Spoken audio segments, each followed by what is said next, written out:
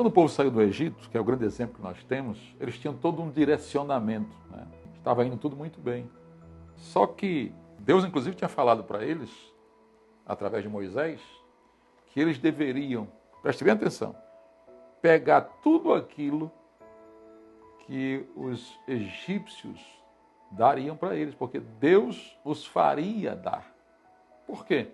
Porque os egípcios queriam que o povo fosse embora, porque tinha vindo sobre eles já a última praga, que foi a morte dos primogênitos, e eles estavam loucos para que o povo de Israel saísse do meio deles, porque eles acreditavam, inclusive, que todos os deuses estão contra nós, inclusive o Deus do povo aí de Israel. Eles acreditavam em muitos deuses. Então estão contra nós. Então esse povo aqui também, que é um povo que nos traz maldição. Então nós temos que pôr ele fora. E tudo que eles quiserem, nós vamos dar para eles. Isso foi estar no coração deles, mas eles não sabiam que isso era uma obra de Deus. E Deus tinha dito através de Moisés, olha, pode pedir para os egípcios prata, ouro, roupas, mantimento para o caminho, tudo que vocês pedirem, eles darão, porque eu coloquei no coração deles isso. É providência minha. E assim foi. Só que no meio, né, do caminho, eles saem desse propósito.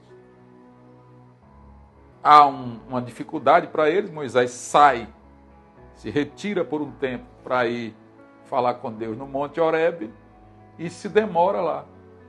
Então eles, por não terem firmeza, como diz lá Hebreus 12:2, que diz que a gente deve olhar firmemente para Jesus, o autor e consumador da nossa fé. Eles não tinham essa firmeza de olhar para o direcionamento, eles estavam ainda olhando para o líder Moisés, com os olhos fitos em Moisés. Não, os olhos fitos têm que estar no imortal, que é Deus.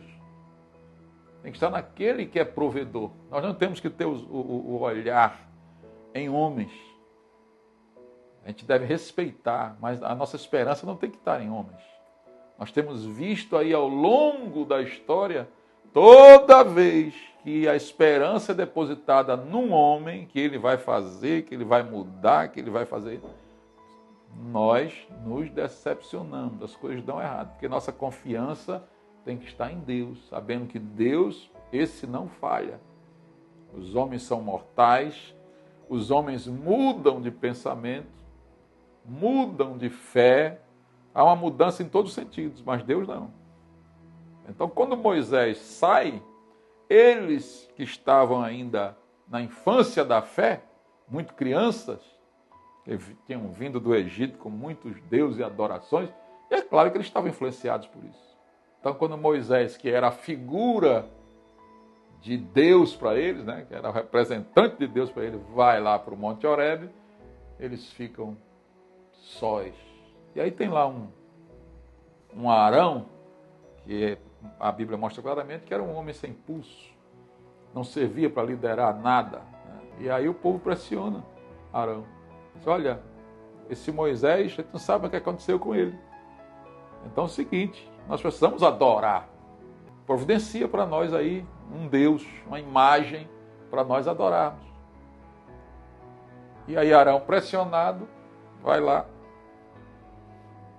e diz para eles, olha, então vocês têm que passar para mim todo o material, todo o ouro que vocês receberam dos egípcios quando vocês saíram.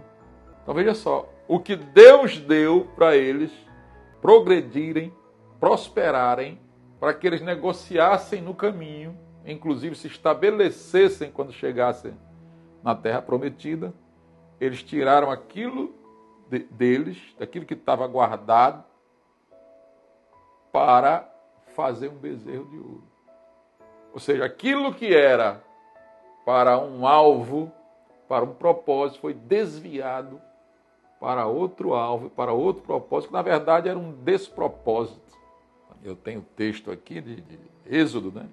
Êxodo 32 e o versículo 2. Tirai as argolas de ouro das orelhas das vossas mulheres, foi o que Arão disse, vossos filhos, vossas filhas, e trazei-mas. E todo o povo tirou das orelhas das argolas, trouxe a Arão. E aí ele trabalhou, criou o bezerro de ouro. Naquele momento em que eles pedem para Arão trazer algo visível, como visível era Moisés, palpável, eles agora estão se auto-enganando. É o auto-engano. É quando você não quer aceitar a realidade e você cria uma realidade paralela, quer viver por ela. E se isso continua, se você continua nesse caminho, o que é que vai acontecer? Isso é incrível. Você começa a acreditar na ilusão que você criou. E foi o que aconteceu com eles. E é claro que aí nós vamos ter uma ação espiritual também. Porque é aquela história, um abismo chama outro abismo. Quando você começa a entrar por um caminho, as coisas vão acontecendo.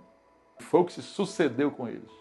Então veja bem, se auto-enganar. É tanto que lá no versículo 4, quando o bezerro de ouro está pronto, eles dizem: estes são os deuses que nos tiraram do Egito.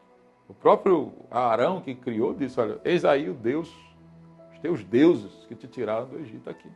Veja que todo mundo caiu no engano, inclusive o próprio Arão. Por quê?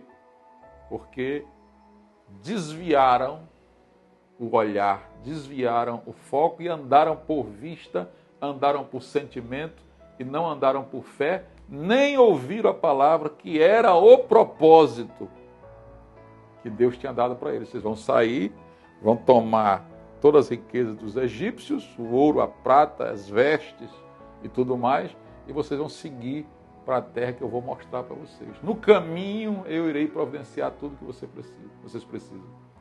Mas eles começaram a olhar para um plano deles.